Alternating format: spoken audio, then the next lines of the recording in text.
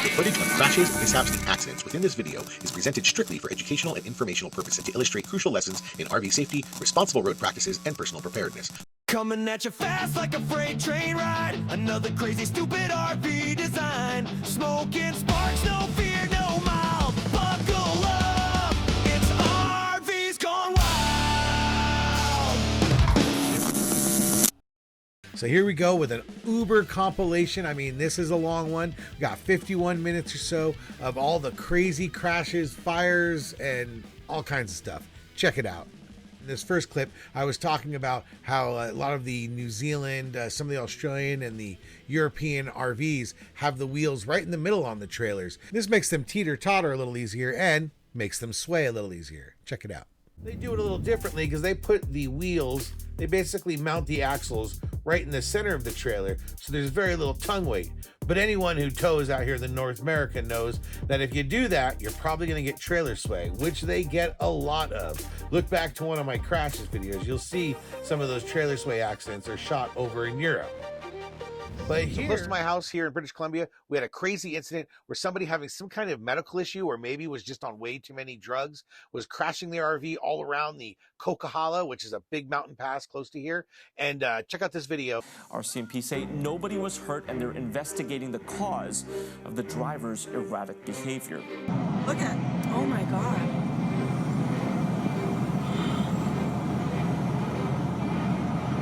Dude, more cones stuck underneath. They keep, oh my God. Careful, careful, careful, careful. Oh my God. Are they drunk? The cone's just flying out from underneath. Bro, what the is wrong with them? Dude. Holy stay way back. Somebody's gonna call in about them or something. 100% they're drunk or something. Dude, look at they're going another off the cone road. stuck there. Oh my God. Stay way the fuck. Yeah, they're like, don't go beside them, dude. Don't go beside them. No, Don't. No. Oh my God. Bro! What? Is he hitting him? Yep. Yep. Did he hit him? Yep. Yeah, he's honking. Yeah. Oh, fuck. Oh, shit. Oh my God. Oh my Oh my God. Oh my God. The fuck? Are they okay? Someone call somebody. Thank you, because there's a dog in the back of the car. Oh, Bro! oh, Bro! oh my God. Don't pass, don't pass, don't pass, don't pass. I'm scared. No, they're getting back on the road. No, no, no, no, no. Go! Oh my God!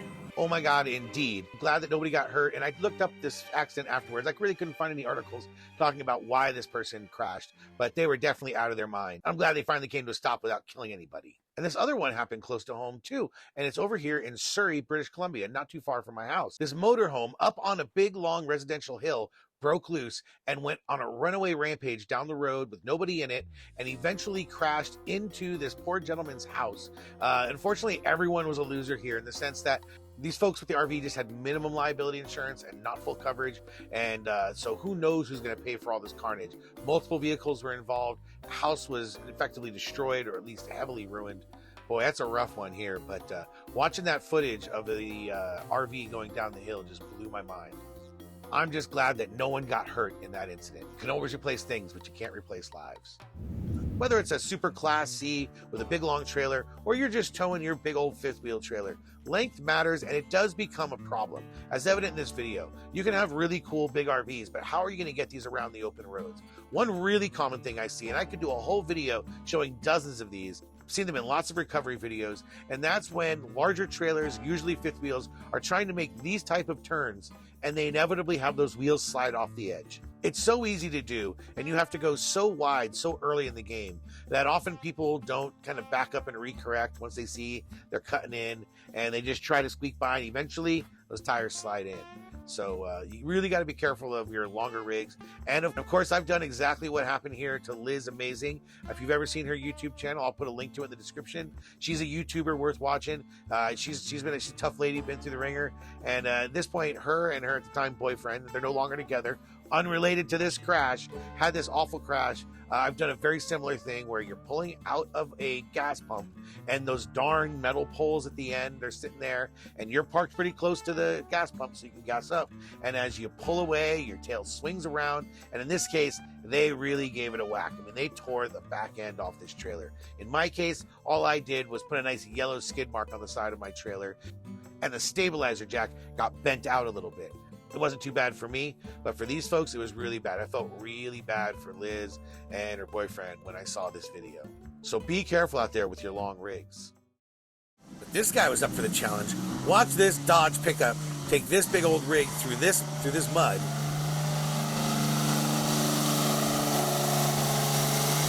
He had to roll a lot of coal to get it out of there, but he got it out.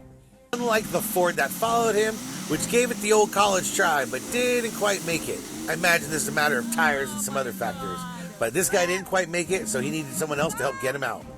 Sometimes it takes 2 pickup trucks to get out of the mud.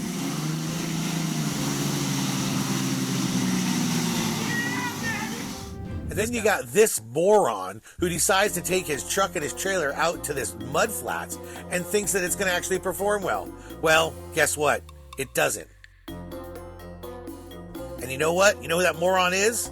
This guy. And what do? The stupidest fucking thing ever. Luckily, we had a lot of good community members out here helping me out. Now this one was kind of sad. I almost didn't want to show it, and I'm hoping nobody gets hurt. But there was a couple things about this. First and foremost, my heart goes out to anyone who loses their rig like this. I'm guessing this was a rollover and it was on its side. But on another note, and what was quite impressive, is even though this thing was torn apart, the way they got it onto a rig in one piece, it shows that it's quite a well-built RV and quite some talented tow folks. From the looks of it, Jackson Motors there in San Antonio, Texas, these guys know how to put a rig back together and get it onto a flatbed like that. And I was even thinking, is it really still hooked up to the fifth wheel? If it's still connected to the fifth wheel and they did that, that's amazing. I'm going to look more online to see if there's any video of this recovery, because I want to see how they did this recovery. Again, to the folks that may own this RV, or if you know them, my heart goes out to them. Nobody wants to see their rig on their side. Any RV that has a crash is a tragedy in my book, no matter how it happened. Hello, I found that. Here's one that was making the rounds recently. This Jeep became disconnected from the Class A. It was the Toad, and this is why you need to make sure to strap those things down. Put a yellow strap on them so they don't go anywhere. This one went somewhere. Now, luckily, it didn't actually hit anything. Spoiler alert here. These are the luckiest RV owners of the week, because this thing just came to a nice, comfortable stop. I don't think any damage happened. Oh gosh, people could have died.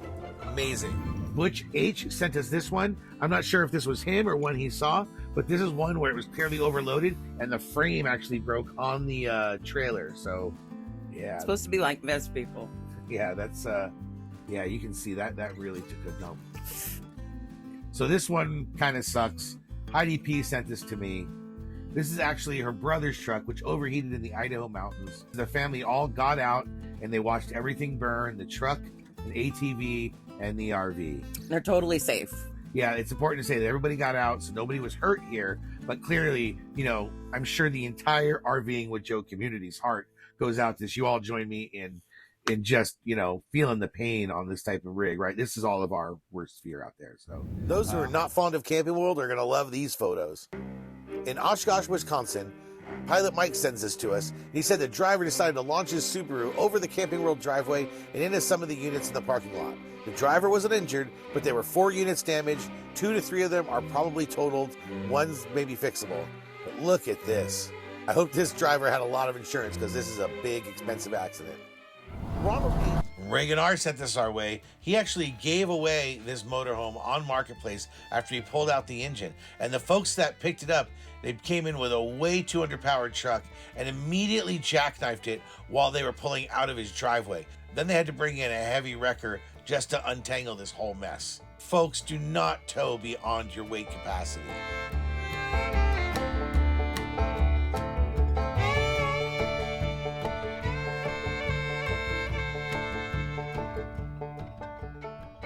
David J. Stokely, he's a regular follower. He sent this in. Unfortunately, here in Tampa on the 301, he saw a completely burned out camper trailer.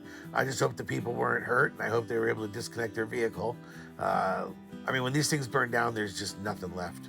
You know, I've been to Slab City before, and there they regularly burn down RVs of troublesome people, or sometimes some that have been abandoned.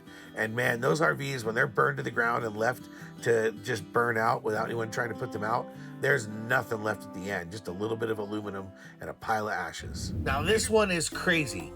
We actually had a guy who got ejected from his Class A RV while driving down the freeway. At first I was like, how did this happen? And then eventually he explains it. So first, let me show you the accident itself. Rolling on the ground on the other side of the divider. According to the signal, the RV may have hit the center divider, ejecting the man from the RV. The signal reports he was conscious and breathing when the fire department responded. Now, the CHP says the call came in around 11:30 yesterday morning. The crash happened on the northbound 14 just south of Newhall Avenue, according to investigators.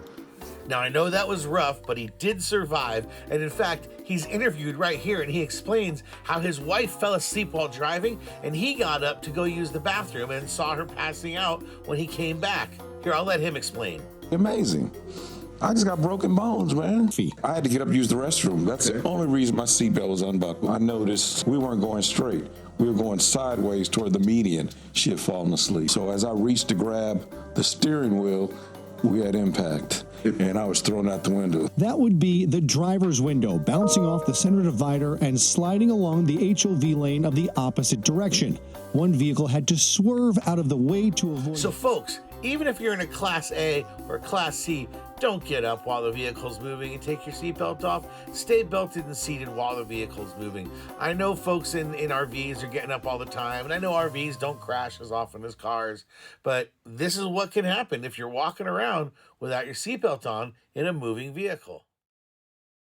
This one earlier, here we've got a turducken. We're on the back of the fifth wheel trailer. They've got a whole nother flat trailer with a bunch of ATVs on it. But somebody wasn't paying attention when they were hitching up. These became disconnected. Can you imagine driving down the road and having them disconnect?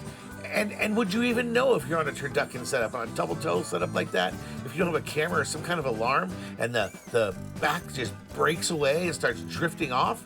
How would you even know? It does look like they started pulling over towards the end, so they seem to figure it out. And luckily, these just went along the guardrail and didn't crash. But I was just waiting for this thing to hit the guardrail and flip over. All those ATVs and quads just getting thrown about. That would suck. So make sure you hook up your damn trailers. Make sure those safety chains are on there. Clearly they weren't here. At least the safety chains will keep that trailer from drifting off. And you'll know pretty quickly when that trailer starts dragging on the ground that you got something wrong back there. That's just crazy. All right, let me ask you a question. For all you RV owners out there, what would you do if your RV caught on fire? 355, Highway 63 in Pomona. Yeah, here comes the fire department right now. What's going on, everybody? This is a video we definitely did not want to make. Run. This is a van life video that I never expected to be making. I actually did a video on when a fire struck the RV directly behind mine, only just a foot or two away, and everything we had to do to keep our trailer from catching on fire. Make sure you have a plan. Whether you live in your RV or you're just camping, next time you're sitting in your RV, maybe right now if you're sitting in your RV, ask yourself, if a fire happened right now, what would we do? Because I'll tell you, one thing you're probably not going to do is put the fire out. These fires generally don't go out. Once your RV catches on fire, the only thing you really should be worried about is getting you out, getting your animals and loved ones out, and if there's a safe way to do it, maybe grabbing a few key possessions. When we had the RV catch fire right next to ours, while I was trying to put it out, my wife called the fire department, grabbed the dogs, and then grabbed my laptop, a few other variables, put it all in our truck, backed our truck away from the whole fire mess, while I dealt with a bunch of fire extinguishers and hoses. That's the key, is just get away from the fire. Another thing you might want to think about doing if you see a fire on a trailer, and you can safely do this, is removing the propane tanks. That was the first thing I did when I saw that the fire was happening on this neighbor's rig, is I pulled their propane tanks off, and that's the next thing I did was pull them off of mine. So we got propane out of the situation. When they show up to an RV fire, they already know the RV is totaled, and there's nothing really to put out, and the main thing they're worried about is the other RVs around it. So if your RV ever catches fire, just know it is going to be engulfed in flames. There's virtually nothing you can do, and any fire extinguisher is just to help keep the fire at bay, to get you out. Don't try to save the trailer. It's just not worth it. Feel sorry for all these folks. Make sure you've got insurance, make sure you got fire extinguishers, and make sure you have a plan. Hey, it's been a while since I asked. Don't forget to subscribe. If you're watching this right now and you haven't subscribed, please click the subscribe button. Let's get on with it. When I moved up here to British Columbia, I was a city slicker. When I got my first RV, I started wondering, hey, do bears get into RVs? Bears scare me. People say, don't worry about bears. I say, tell that to all the people who've been mauled by bears. So here we've got some RVs that actually survived a bear attack. That's right, the bears came to these RVs. These RVs are often filled with food, filled with smells, everything you're supposed to keep inside so the bears don't get it, so the bears aren't attracted. Well, they're in your RV now, and the bears want to get in there. So take a look at this one. We got this wildwood that got tore up. This bear went at the whole side. It never got fully in, but it tore down the whole side of the RV. It seems that the stick and tin style are a little more vulnerable than the fiberglass. But let's continue. Here's another one where, again, you can see this one, they got through the stick and tin to the other side. Once they get through the aluminum, it's no problem for the bears to get through the insulation and the wood. They can actually rip the doors open if they get them just right. These bears are really strong and they know about doors. And sadly, even though these ones I've shown, nobody got hurt, this last one, unfortunately, was the picture that was taken after someone had passed away and his friends went and found him. This guy was working out in the woods and the bear came along in the middle of the night or whatever and literally took this guy out. So again, I'm not kidding. Bears are something to be worried about. I travel with 3 different cans of bear spray, one for my wife on a belt, one on my belt, and then one that we keep in the trailer so that whenever I'm out, I can leave it on the picnic table. Bear spray has been used to deter bears at close range in a number of situations. Make sure you pack your food away, make sure you keep your stuff inside, and make sure you make a lot of noise. Check out what this family did. When these folks were getting attacked in their RV, they ended up just using their car alarm to scare it off. Check it out. Make its way inside their camper. ABC 15's Cameron Polam talked to the family about the move that put an end to that frightening encounter. Sightings of bears enjoying the scenic campsite were almost immediate. We look over there and there was a bear and a cub. For Bobby Campbell, a camping trip up north meant to create memories gave his family one heck of a story. That's a good one right there. He says it started gnawing and clawing at the vent, trying to get inside, frightened. And she set it off and it just ran. The car alarm worked. The bear never returned. So before you get out the bear spray, maybe try just hitting your car alarm or hitting a boat alarm. Which is something else I carry on my bear belt. Ran across some of these rough pics. We got a pretty major crash here. I understand no one was killed in this. They got bumped around a little bit. But this just is another reminder to all of us RVers out there to slow down. Remember, folks, we're just on vacation and relaxing. We don't need to go too fast. And if you're living... Now, Heath K sent us these crazy pictures. I have no idea what could lead up to having somebody park their trailer on the boat ramp like this. It's not like there's a boat trailer attached to that RV trailer. My wife practically has an anxiety attack anytime she sees pictures or videos like this, thinking of our truck going into the drink like that. Ugh. We have this RV exploding.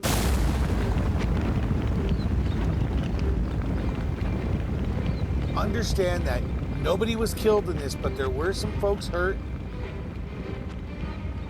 The original news article didn't say what the cause was, but I think all of us can assume that this is propane. Check it out.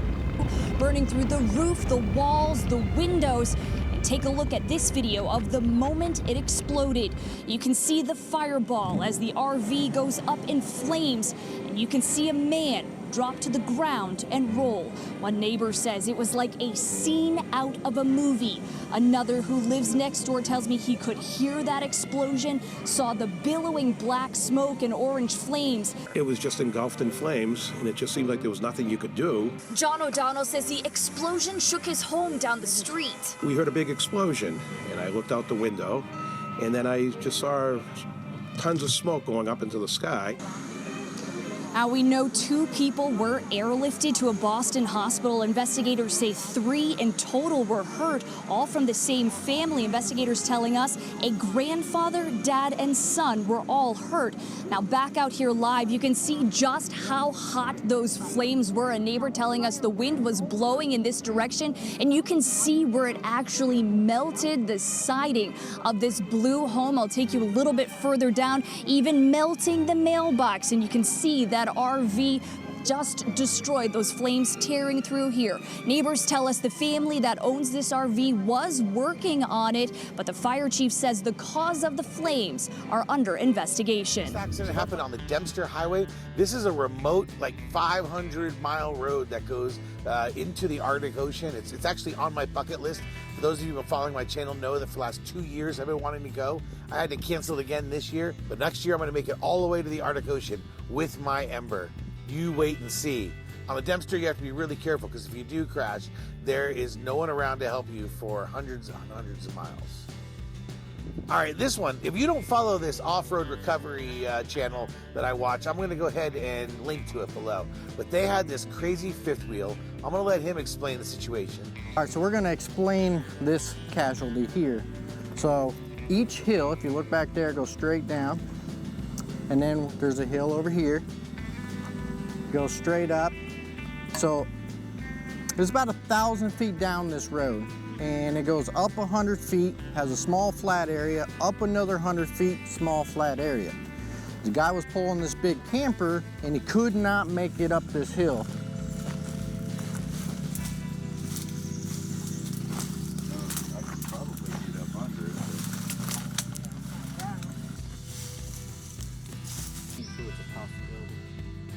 When this driver realized they couldn't get up the hill, what did they do? They unhooked their fifth wheel trailer.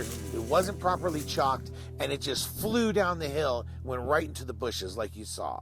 This leads to 2 rules you always got to remember. One is always chalk your wheels heavily if you're on an incline. 2 is never unhook your trailer if you're stuck. If you're stuck somewhere and you're hooking up with your trailer, stay hooked up to your trailer until help arrives. When the professionals arrive, they'll decide whether or not you should unhook your trailer or not. In most situations, it's best to leave the truck attached to the trailer. Then another crash. This one happened where basically a Class A went off the road and into a river. From what I understand, everyone got out fine. But look at here at the type of heavy equipment you need to get a rig of this size unstuck. Remember, folks, slow down out there. Ed McNair. Dale S. sent this to us, yet another set of RV accidents that happened. This one is in Rockbridge County, Virginia. Dan's an RVer himself with a 2019 Travelite Aura, and I'm sure we both want to remind everyone to slow down and be careful out there on the road, folks. We got to share the road. We don't want to see accidents like this. Did you know that in Alaska, on the 4th of July, they have a tradition of launching vehicles off of a cliff?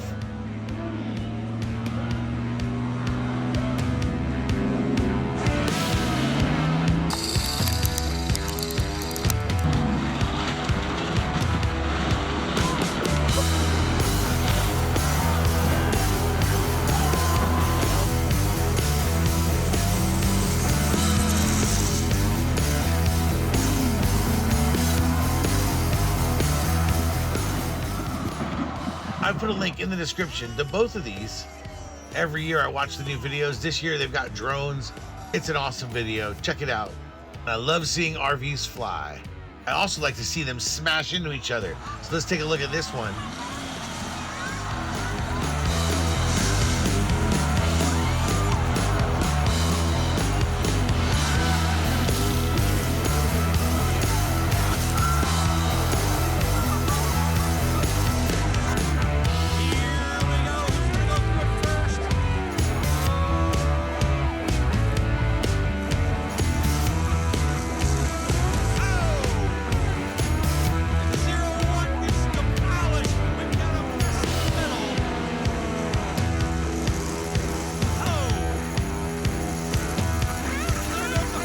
I have links to these Demolition Derby videos in the description.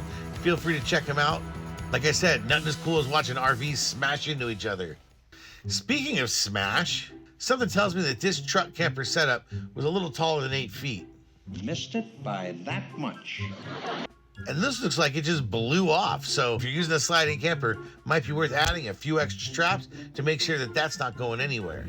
And I will say I was impressed with this picture I found of an Airstream crashed, you know, kind of classic sway jackknife situation. It looks like usually when you see trailers in this condition, they are destroyed. They're just decimated. And the Airstream looks like it's repairable and not totaled. My old man got this ultimate set of tools. I can fix it. I can fix it. Who knows what it looks like on the inside? And Sam S sent this to us. We all know how bad certain tires are from certain places in the world, but that's driving on them. This one actually exploded while it was on the spare tire carrier.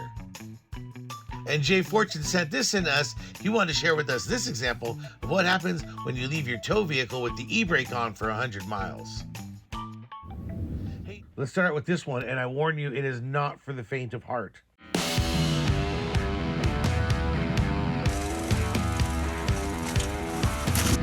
You know in the videos when they say no one was harmed making this video?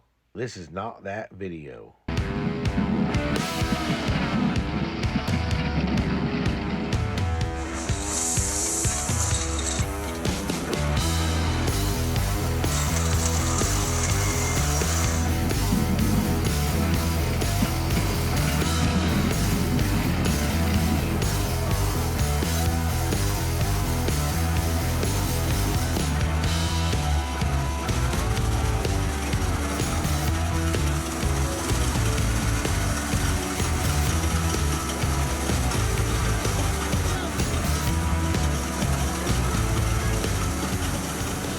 Yeah, the driver definitely got hurt. This video's been going around for a while. I do feel bad for the driver. I wouldn't normally show it, but let's face it, if you're gonna get into a motorhome without a helmet and try to jump it on some farm, you should know you're gonna get hurt pretty bad. On to the next one. What do you get when you drive a limo through an RV? Let me show you.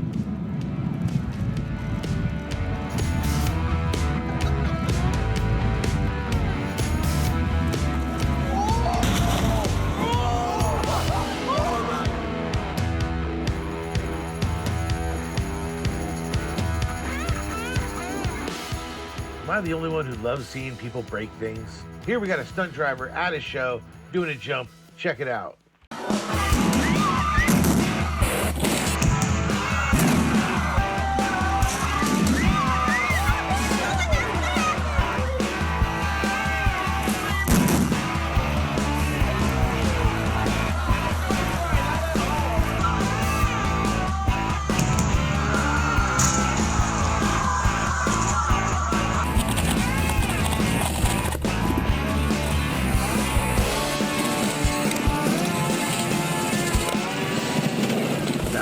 Explosive.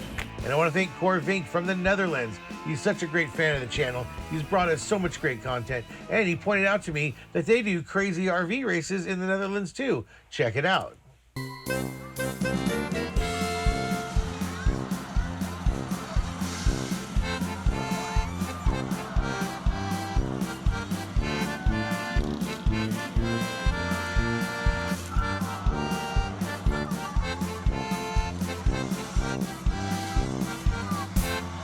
And you saw the limo go through the RV. Let's see what else we can launch through RVs.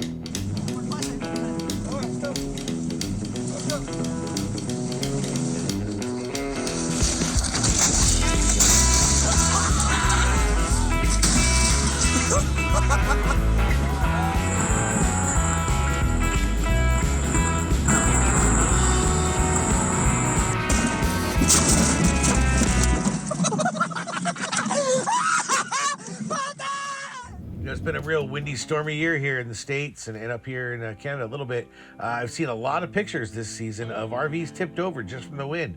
Don't forget your RV can tip over in the wind. So if there's a storm warning in your area, maybe think twice about where you're going to hunker down. And of course, if you have any cool RVs or cool pictures to send my way or links, send it to rvingwithjoe@gmail.com. Brian R. Thanks to Brian R. In this one, you can see where he shows two different problems with transporting those tiny homes. They're often not really built for the wind, and they're not really built for the weight. So this one here, you show where he blows out a couple of tires transporting one because it was built so heavy and above spec for what the trailer can handle. It's not good. He caught it here on film so you can see it.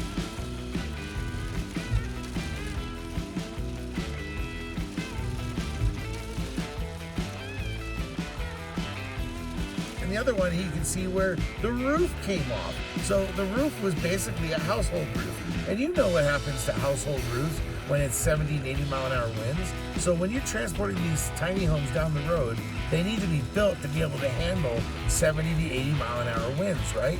Thanks for sending in these videos, and they were quite insightful, and I appreciate your good words. Now, right across this one, another yucky fire. Some of these RV going up, this time in an RV park. So all the RVs around are in real jeopardy. That's why the fire department really focuses on the RVs surrounding an RV that's on fire, even more than the RV itself. Once an RV is on fire, it's a lost cause.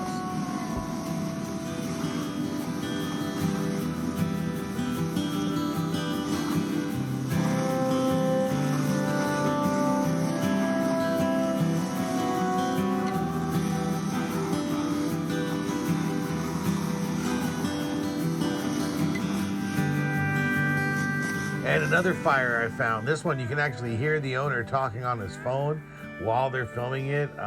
What's interesting on this one is he says it's the propane, but there's clearly a major secondary explosion or fire going on that I think are lithium batteries. But what do you think this noise is?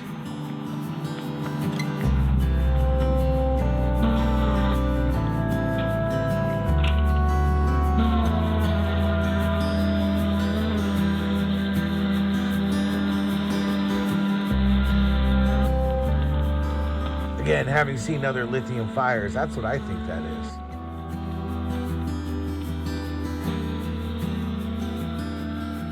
This may be sad. Many of you know that I'm an Ember owner. I own an Ember trailer. I'm part of the community of Ember owners. We're rather tight. Half my videos are about the Ember. And this is, I think, the first one I've seen that's actually taken a tumble. Looks like they had a blowout and they lost control. And, you know, I'm not going to cast doubt as to exactly how and why it got to this point, but boy, it did. And I'm just really glad everyone was safe. I think something to really point out here is how the Ember itself is still in total solid condition. Although apparently the insurance company did total it.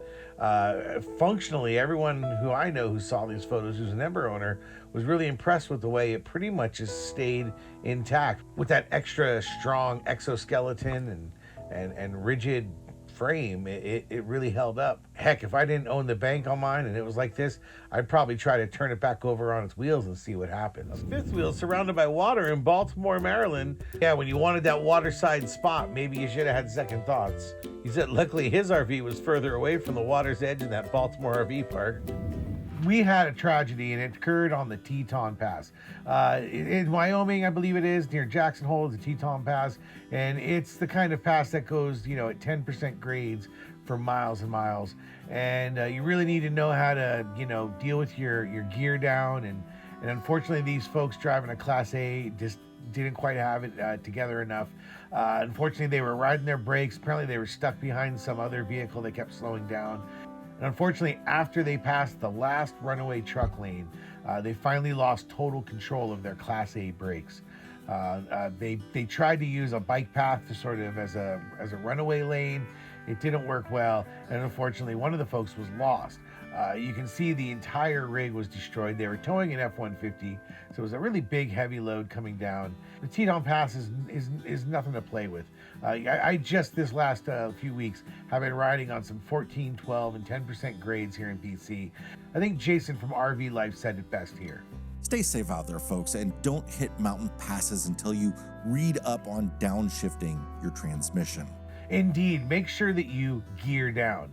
I actually almost gamify it. I try to make it sort of a goal of mine when I'm going down a very steep grade to just simply not use the brakes. My goal is to not use the brakes at all. Now, obviously, I'm gonna have to use the brakes a little bit, but I try not to do it at all. And if you are gonna hit the brakes going down a hill, make sure that you do surge braking, where you brake really hard for short periods of time. Don't ride those brakes or you're gonna overheat them. Be safe out there, do your research. If you've got a tip on how to deal with downhill braking, put it in the comments below. Share the knowledge. And now that we've addressed that sad situation, let's get on with the rest of the show. If you haven't seen Casey Liddell out of Oregon, the guy is funny, the guy's got a bit of attitude, and he's kind of earned his attitude. So it's a great channel to watch. And at this time, he had to peer up with another tow company to try to get this Class A off the side of a hill. And this Class A was ready to tip the whole time they were doing it. So I'm going to put a link in the description. I'm not going to show the whole thing here, but here, check out a little clip from that video. So when rigging up the straps to the back, we knew that one of them was going to pull on the fuel filter and fuel filter housing and most likely crush it, damage it, rip it off, something like that. But that was kind of our best option and least damaging option of anything we could hook to on this thing. And also that spot was the best chance for success. So that was something we were just kind of willing to damage. And the puddle jumper crew was watching it the whole time. You see right here, she saw it starting to leak, so she stopped everything. And then while they handled that, I went over and checked out some of my rigging. Luckily, they had all kinds of spill containment stuff ready, so while I checked over my rigging, made a couple modifications, they pulled out their spill kit, put under it to keep any diesel from hitting the ground. Again, the full clip is down in the description. Make sure you check it out. If you haven't subscribed to Casey's channel, you might as well. You'll get a kick out of it. My wife always wonders why I watch tow channels. I don't watch all of them, but I definitely watch Casey and Matt's Off-Road. And I ran across this image. It looks like somebody else made a mistake with their Class A. Luckily, I imagine nobody got hurt with this one, but you know, be careful out there driving. And another one that didn't fare so well. This one's a fully engulfed Class A. Unfortunately, the driver didn't have all the information on it. Breaks my heart to see this kind of stuff.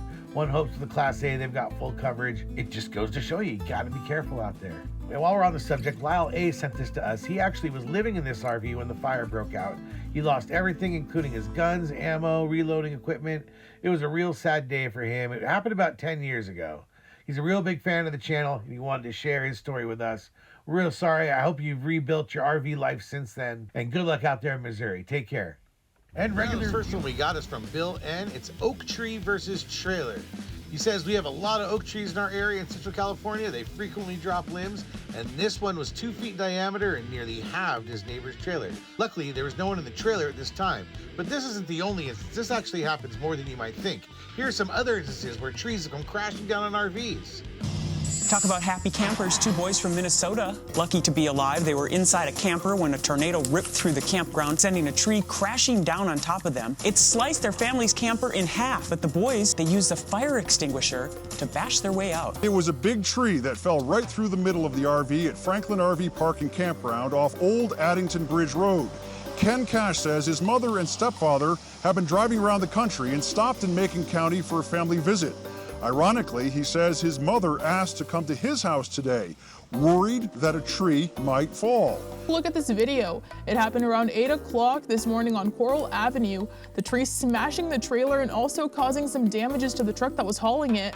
We spoke with Rita Hamilton. She and her husband were in bed inside the camper at the time. She says they're from out of town but came to visit family for the holidays. Hamilton says they heard a loud thundering noise before their camper started shaking. Down at Cass County's Atlanta State Park, one day was slightly hurt when a tree fell on top of his RV. His wife wasn't injured. Crews haven't said how long it will take to clean the park just yet.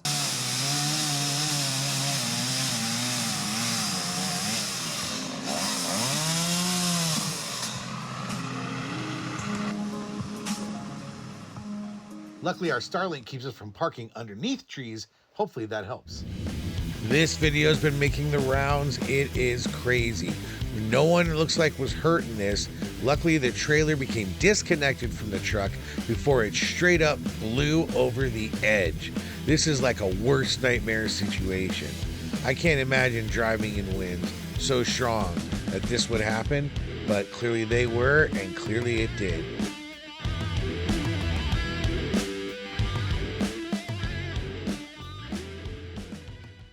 Wayne C. found this 30-foot Outback attached to an F-150. It's a sad scene on Highway 197 in Northeast Georgia. Wayne says he enjoys the channel. Thanks for submitting this.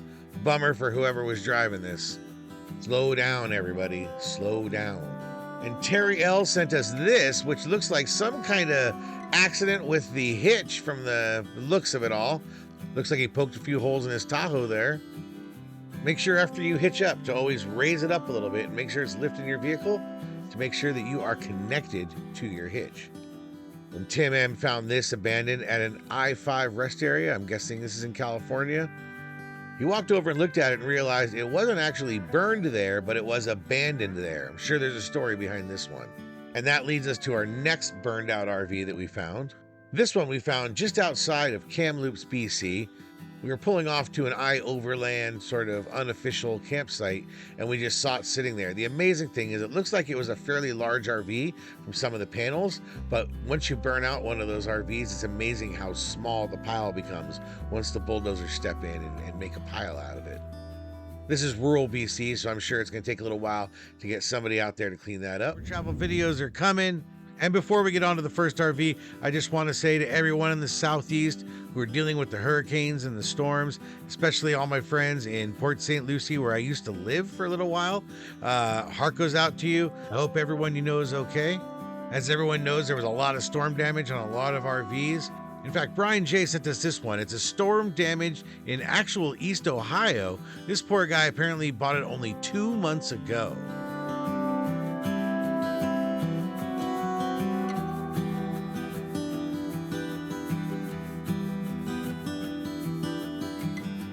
What a bummer.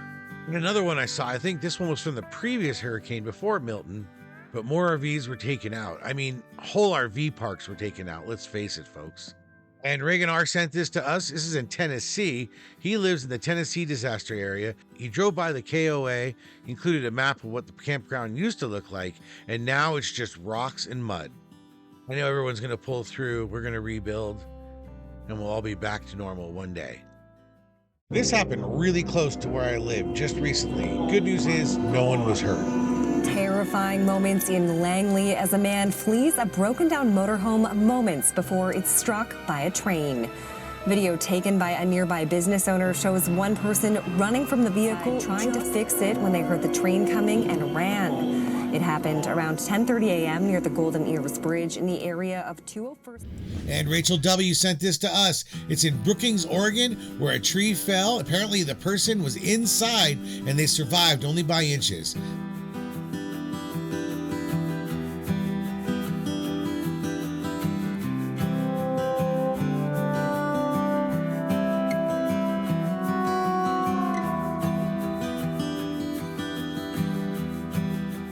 Thankfully, they survived.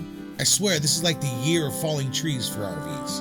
And I don't have all the information behind this one, but this travel trailer is toast. At least that's the name of the video.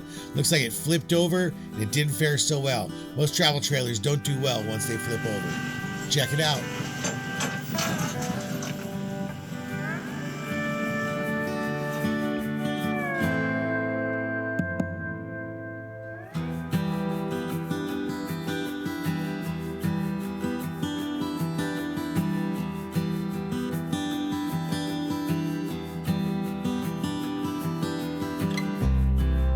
And Chris B here, he writes that he bent a bullet. He and his wife were in the Cape Cod, at the northernmost tip of Provincetown, and I guess that has some narrow streets and some vegetation, and he caught a tree branch. He caught it overhanging on the city street, and it really did a number on his yawning, yanking it 6 feet back and bending all the hardware. Don't feel bad, Chris. You know, I did the same exact thing with my bullet. Check it out. It wasn't quite as far, but I did the same thing. Turns out it was extended out just like 1 inch, and then as I was going by this tree, leaving my sister's property, bam, it ripped it off, and it was on Christmas Eve, no less. Luckily, insurance covered everything. Okay, so we're going to start with a rough one. I actually held off on posting this one until I could find out more information, and I was able to find out that no one was actually killed in this accident. They were seriously injured, but they did survive. This is a pretty crazy accident. When I first saw it, I didn't even want to show it until I was sure they survived. I didn't think they could have, but I want to thank Gail D for catching this footage and sending it our way and verifying all the information for me. This happened in Colorado. There were 2 Basalt, Colorado residents that were airlifted to Denver, Colorado with serious injuries because of this. It happened at the intersection of Highway 82 and Cattle Creek Road in Glenwood Springs, Colorado. I'm really glad they survived, and it's just another message to everybody to take it safe and slow down. Byron S. sent us this sad video. This is actually his camera that caught this car destroying his own trailer. It ended his camping season, but thankfully they had a replacement insurance and now they've got a new RV. Jim and Sly, right? We watch you all the time and thought you'd like to see some pictures at the COE Petersburg campground in Georgia in the morning after Hurricane Helene. All 8 camps were trapped by fallen pine trees. The trailer was the host trailer that they're showing here. They were in the other end. It took them an hour to get out, but they escaped without injuries. Apparently, all the campers escaped without injury. But the Class C next to them had only minor damage. Isn't that the way it goes with storms? Some vehicles get it, some other trailers survive well. Hard to tell. Just happy that everybody avoided injuries. Thanks, Jim and Sly, for sending this in.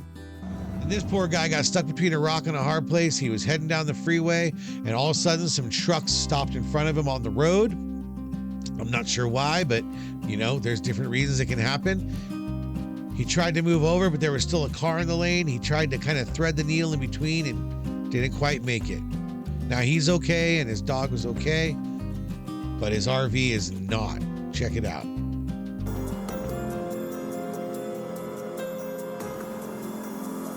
What happens when a Jayco barely clips the side of that truck that made an emergency stop in front of me.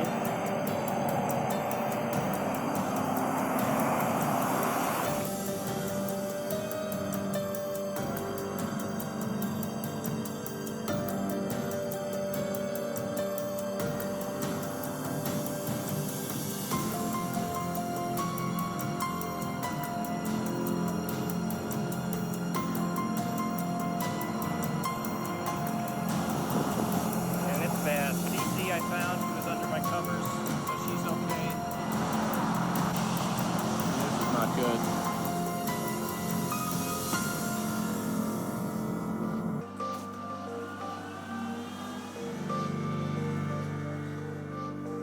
So this is basically the whole side that got torn off.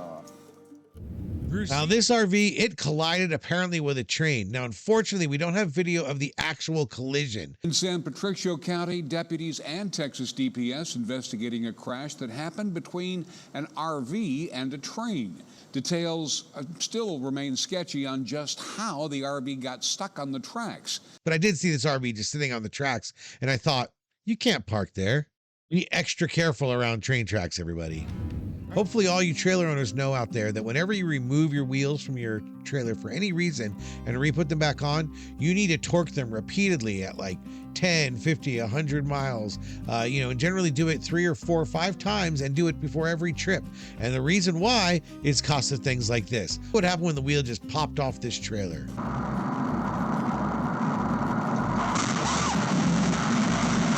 Thank God no one was hurt, but this could have been awful. This could have killed someone. Make sure you're always checking your lug nuts and torque them down. If you're not sure how to torque your wheels, well, either Google it or comment below, and one of my viewers will explain it. And it's not an RV, but it's yet another reminder to everybody to be careful with your loads. Make sure you've got them loaded evenly. Make sure that you've got your vehicle operating at a safe speed. When you're towing, it's just too easy to have an accident. So be careful out there, everyone. I know there's homeless people out there with some rough lives and have some rough rigs, but usually you don't see them actually driving when they look like this. This thing's actually driving down the road. So, only in east side San Jose. It was spotted in San Jose, California. I've actually camped right next to this raceway. I've watched people fly into the airport here at the San Dimas Airport, right next to the Pomona Raceway.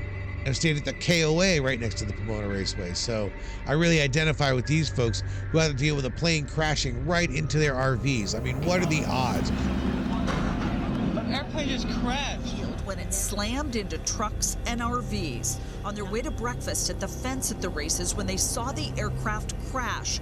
It took them not more than a minute or two to get to the pilot and 3 passengers. I prepare for a lot of problems. I prepare for a lot of emergencies. But one thing I do not prepare for is a plane crashing into my RV. Looks like I'm gonna have to add that to the list now. I can guess they're fans of the show, and they were lucky enough to see this dancing car dolly. Check it out. I've never seen a trailer dance like that.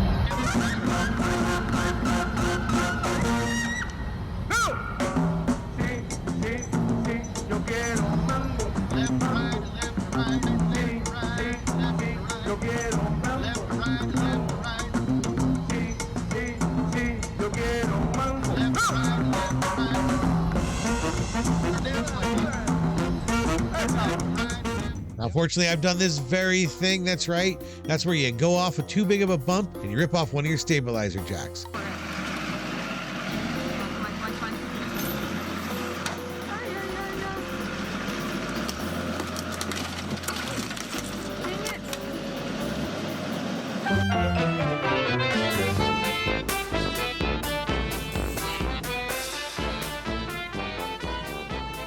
I know one of my fellow Ember owners, Dieter, used to do this all the time on his old trailer. That's why he got an Ember. But yep, if you got a trailer and you're going off-road, expect to replace those stabilizer jacks at some point. And unfortunately, this accident was a little serious, but how often do you see two RVs getting into an accident with each other? 2 RVs and 7 different cars crashed into each other. City of Miami Fire Rescue treating 11 patients involved. 5 of those were transported to the hospital, 1 actually sent to trauma. City of Miami police are still investigating the cause of this accident.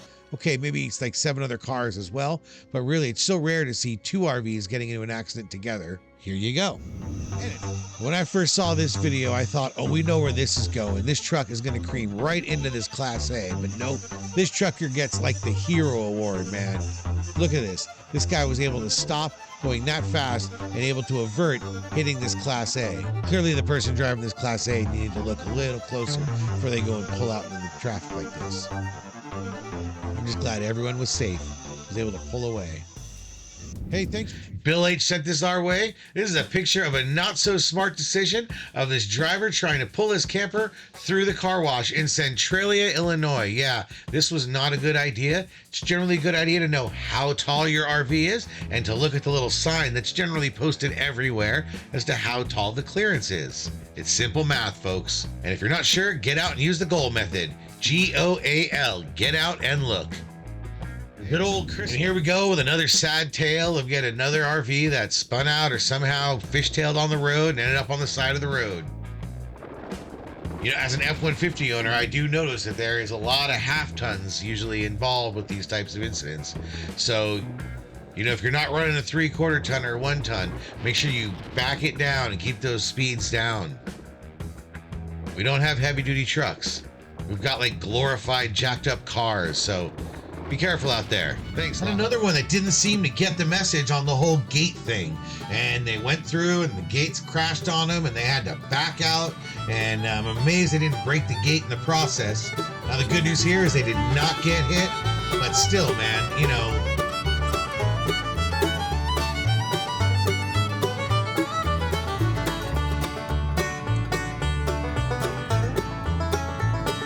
I'm sorry, that's kind of moronic. How do you miss that many lights and a big old gate coming down? I don't know the story behind this one, but somebody screwed up bad and their Class A got smeared by a Union Pacific train. Now, luckily this train almost came to a stop, so I gotta believe this RV might have been salvageable. I'm sure it was a big insurance bill though. Stuck on the tracks that cross Route 66, also known as Lynn Riggs Boulevard. The video is a good demonstration of how hard it is for trains to stop on the tracks. JW's Caravan, I'm guessing in England, is a great example, a lesson, if you will, that if your RV is a little stuck, what you probably don't want to do is gun it. Go up, give it some.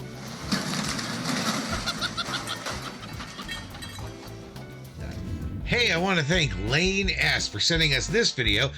Actually, I spotted this clip earlier in the week, and then I saw Lane send us a link, so Lane gets the credit. Thanks for sending it our way. I don't know what exactly happened here, but apparently this Class A somehow broke through this brick wall onto the sand, and these guys had to get it out. It wasn't the best situation, especially with that steep crook at the top, getting it over the edge. I included a link below. Check it out and see if maybe that bumper got torn off. We'll have to see. Check out the video. Let's take the show.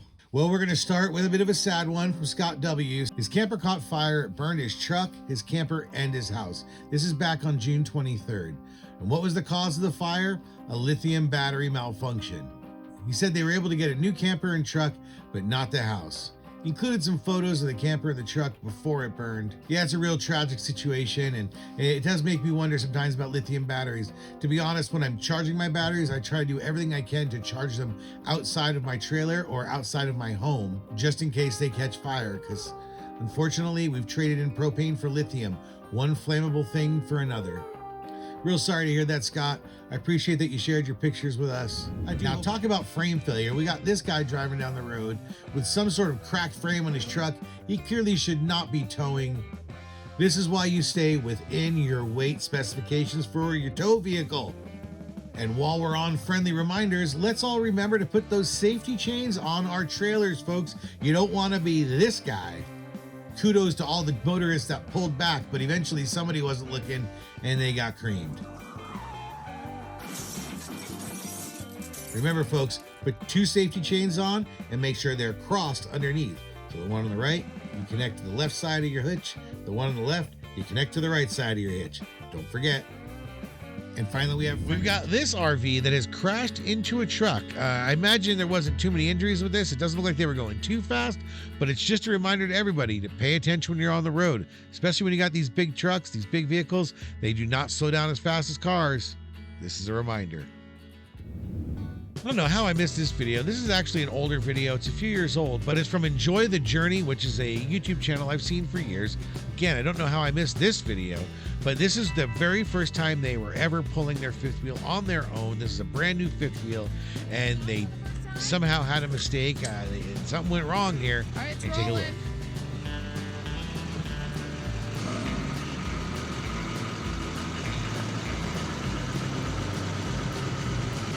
Hold on.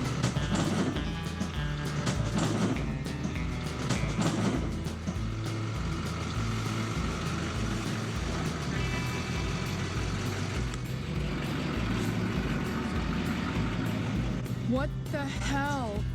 What the? Ouch, right? Yeah, that would be real rough. You know, they recovered well, and the trailer seemed okay. It was mostly the truck that got hurt. This is why you have insurance, right? Now, this is a rough crash. There were no life-threatening injuries, but obviously they got hurt with this one. Not only does it show, you know, why we got to pay attention and be careful, but it also shows, and I've talked about it before, I don't want to offend the Class A owners out there, but it's one of those reasons I don't want to be in a Class A. The way this thing crunched, the way the whole top end of this thing just disappeared like it was a shed, these things are not built to crash. I know there are some wonderful Class A's that are like bus grade quality that really can handle some crashes, but this was not one of them. I don't know which storm caused this, but this was some terrible flooding. Just showed up on my phone. I thought I'd share it out with you guys. It just broke my heart. I can't imagine being in a situation like this. Again, speaking of insurance, right? Boy, I hope all these folks were well insured. Yeah, when you know floodwaters are coming, do what you can to get to high ground, right? And as we all hopefully remember, as we're driving these big trailers, these trailers do not turn like cars. They can tip over on a dime. And that's what happened to this guy. He took this corner too fast. Fifth wheel tipped over. He was okay, but his rig certainly wasn't. Just think, one decision, one moment, one turn where you were just a little off your game and you lose all that. Careful out there, everybody. And whether you're here in Canada or down in the US or you're in Russia, the rules are always the same. Make sure you put safety chains on your trailer, or else your trailer becomes disconnected and then it becomes a flying projectile down the road. Spasiba. You made your point. Spasiba. Speaking of being careful, sometimes you can be driving safe distance and doing a safe thing, and it's someone else you got to watch out for. So don't just watch out for how you drive, keep an eye out for how everyone else is driving. You might have seen a video I did recently on how my rest area was recently taken over by folks living out of their RVs. Basically, people living in their RVs yet homeless or landless, right? They took over during the pandemic, and it has been just growing more and more full. Now it's more full than ever. I happened to be driving through there, and I saw this rig. This was a fully burnt out rig. You know, I'd like to think this was just an accident rig, and I couldn't find anything on the news. As much as I would like to hope that this was just a bad accident, you know, as I'm walking around taking videos, I see there's that gas tank just thrown in there, which makes me think, is this one of those sort of homeless encampment sort of arson kind of situations? Often in these communities, if you make trouble, the community will take care of that trouble the way communities have always taken care of trouble. So yeah, how often do you get to just sort of walk around a really burnt out rig like this up close? So while I was checking it out, I thought I'd send some footage to you guys as well. Let's hope nobody ever sees their trailer in this condition.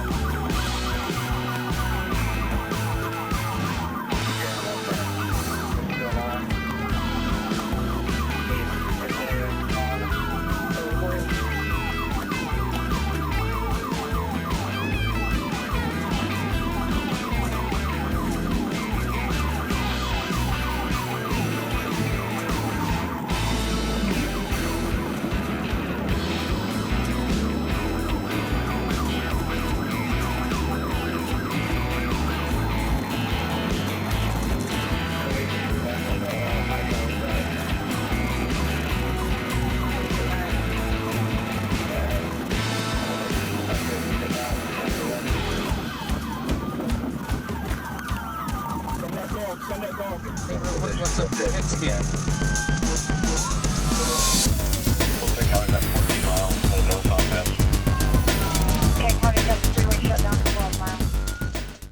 But this other guy maybe not so lucky. This gentleman put his van in park and got out to go undock his boat. And while he was up on the trailer getting it unhooked, his dog in the front seat somehow bumped it into reverse. And this RV started rolling backwards right into the water. Now, amazingly, this guy and some other folks really jumped into action. He got in that door. He stopped that RV from going any further. And with the help of some other folks, the boat ramp quickly strapped it up and was able to pull it out of the water. So halfway out of the water, this thing was pulling out on its own power. Now, I'm sure there's a whole lot of water damage that was going to have to be addressed on this RV after this. But I was really happy to see that at least he didn't lose it completely. He was able to get it out of the water, and we were all able to see it. You know, this reminds me of the plane that crashed into a bunch of RVs in a previous video. You know, you try to plan for everything and be safe. Here are these folks parked in a nice safe park behind a wall, way off the street and everything, and some yahoo driving his truck too fast smashes into not only the fence, but ruins their RV. If they're full-timing, they're gonna have to move out. This thing's gonna have to go in for months. It's a real tragic situation.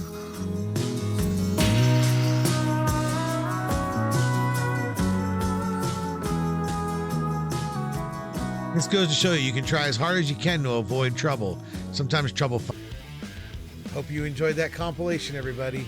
Make sure you stay tuned for the next episode of RVs Gone Wild, coming soon to a YouTube near you.